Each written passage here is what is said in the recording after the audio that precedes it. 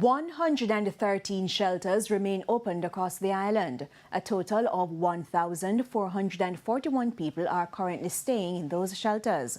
The figures were provided at Wednesday's media briefing.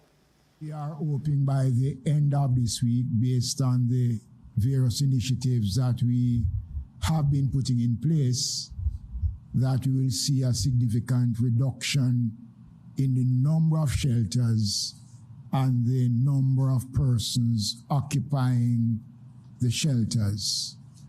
We have already started to make those arrangements, and those arrangements already have been bearing some fruits, because at least 3 shelters, Sergi, has been closed, and those residents who occupy those facilities have gone back home.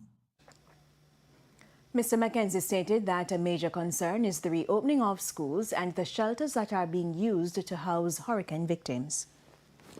We don't want to delay the opening of schools.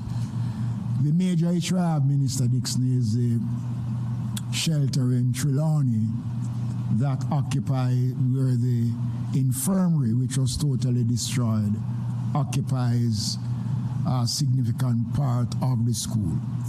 Later on this afternoon, we'll be inspecting some prefabricated solutions that we intend to, over the next 2 weeks, to install in Trelawney that will house the almost 130 persons which are required to occupy the infirmary.